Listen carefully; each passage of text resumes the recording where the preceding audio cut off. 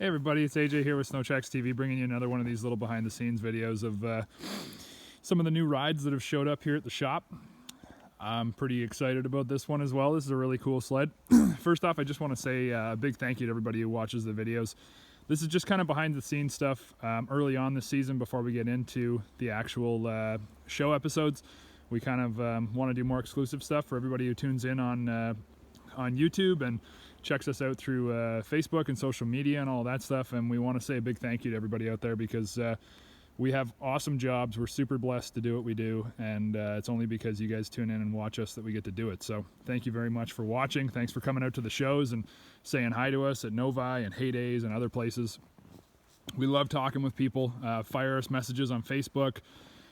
Even if you post on YouTube, it's typically it's me responding to all that stuff. Every once in a while you get an auto response, but if you get a response that's more than just one sentence long, it's me typically responding to you, or sometimes it's Mark or Luke as well. So you're talking to us, you're getting stuff back from us, and we want to keep doing that because we get to do this because you guys watch. So anyways, thank you for that. This is the new 18 Freeride. This is the 137. It's a totally crazy cool sled, and if you've watched the Backcountry Renegade the Renegade Backcountry X little walk around that I did, I kind of see this sled as being the next generation of that. I see there being not almost a Freeride Renegade Backcountry X, I guess, or a Freeride Renegade X. I know I'm going off base here, but this is everything I want on that other sled. The premium shock package up front. We got the sweet KYBs. We got the compression and rebound out back. You got all that sweet stuff out back with the KYB piggybacks. I mean, this is the goodness here, and I am excited about this sled. It's got a 175. I guess I would be a little bit more stoked had it had a 2-inch or even a 225, but I know on a 137 that's pretty small. It does have the mountain front end because it's a Freeride, so you're going to get, you know, that kind of tippy stuff going on up front. But it's a Freeride. You don't buy a Freeride because you want something that's going to be a beast on the trail. You want it to be a beast off trail, and that's exactly what this will be. I think the stylization of this thing this year is just spot on. Again, I know I say a lot about Ski-Doo's design department, but that's because those folks, I mean, they're doing some pretty good stuff. Polaris is giving them a run for the money. I think that a lot of Polaris sleds are really good looking now too, with all the powder coating and stuff they're doing of the rails, the tunnels, the spindles, everything. But Ski-Doo hasn't dropped the ball at all. The Freeride's got kind of a smaller little seat on it than any of the other sleds. You can move around on this thing. It doesn't have the Backcountry X that I showed you guys just the other day. Has this like kind of added on piece at the back here that covers up. You can see this little set screw for putting that on and mounting other parts and pieces. This one doesn't have that. You can move your legs around. You can kind of get around the sled as easily as you need to. Throw a leg over when you're side hilling, or, you know, ripping it along or doing whatever you're doing. There's just the showroom lingerie windshield here. Just, I mean, really, it's all show, no go when it comes to the windshield. There's not much to it, but I think it looks great. It comes on and off super easy. It's just got those little, you know, push pin dart things. You just slam it down and you're good to go. Storage on this sled is at a minimum. You need to add some extra stuff if you want it. You get this, and that is it. Not much more than that. You get the very basic gauge package, but it does what it needs to do. There's not really a whole lot that you need when you're on this thing. You get the basic controls on it as well. And then when it comes to e-start, it's a roper, but the 137 does have the shot, which is pretty cool. We literally picked this thing up from the dealership like a day or two ago. I roped it over probably 10 minutes ago. Drove it out into the field here just next to the shop, and I haven't used shot yet. I haven't done anything with it, so I figured I'd give it a go and see. I don't know how long it needs to charge up. I don't know if you need to ride for a certain period of time. We learned all that stuff last year, but I forgot it all, and so I'm interested to give this a test out this season.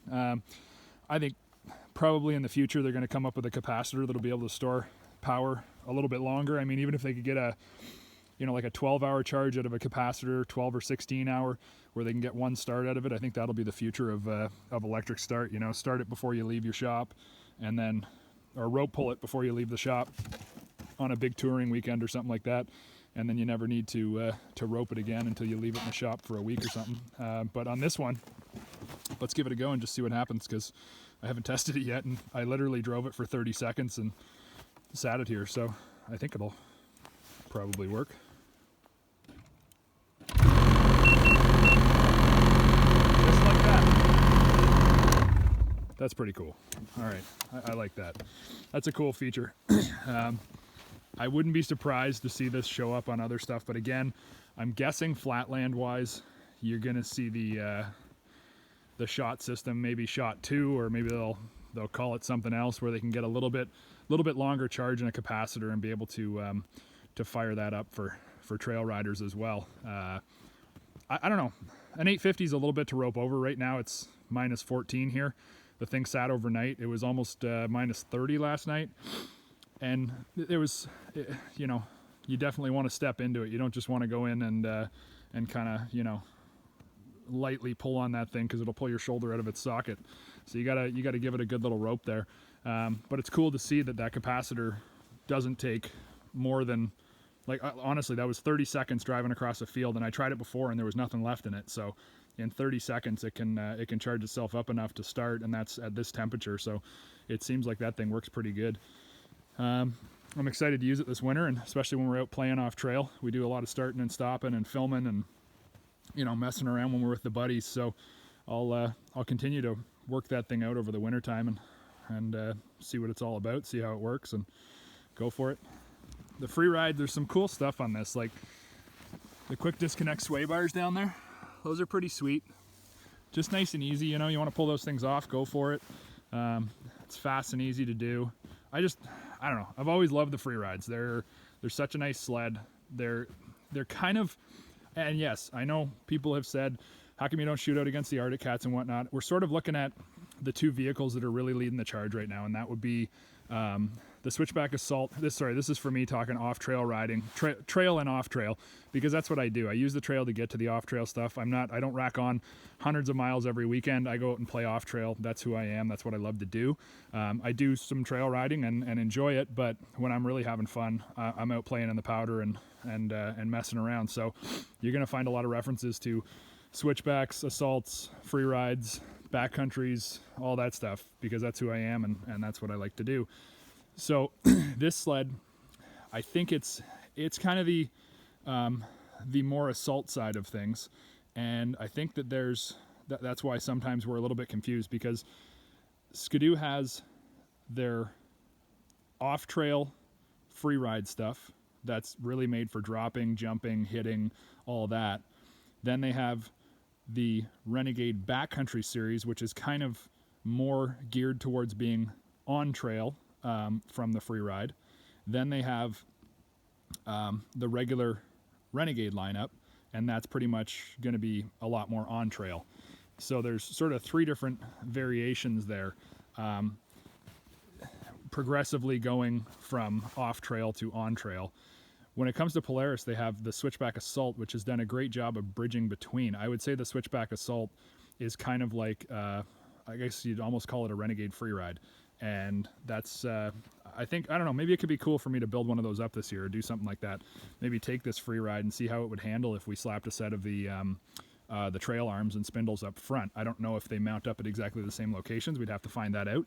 But I think that could be kind of a cool little practice to give that a go, or maybe even just slap the shock package off this sled onto the Renegade Backcountry X, because that to me would be the sled that I would pick. I think the Renegade Backcountry X with a premium shock package would be pretty sweet, but then again, you lose out on shot. So I think Renegade Backcountry X could also use shot. I don't know. I'm being kind of hard on Ski-Doo this year when it comes to the identification, and it's because I just get a little bit confused at what's what. But I think that this sled is going to be super fun this winter. I'm contemplating going out this weekend. A couple of guys called me up and said they're going out for a tear.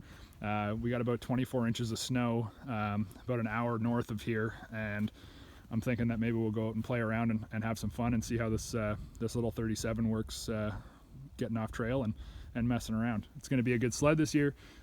Leave some comments below. Let us know what you think. Let us know if you've picked one of these up, and if you've got out and put some hours on it, how it's handling for you, how it's working, how shot's working, you know, how you like it, all that good stuff. But we'll bring you more of these videos leading up to the start of the season, which I believe on network in the USA is January 2nd is our first episode. And then our first episode here on YouTube, the first uploads of the segments from that show will be January 9th. So stay tuned. We got lots of stuff coming for you this year, and we're super excited to get out and ride. Bring on the snow.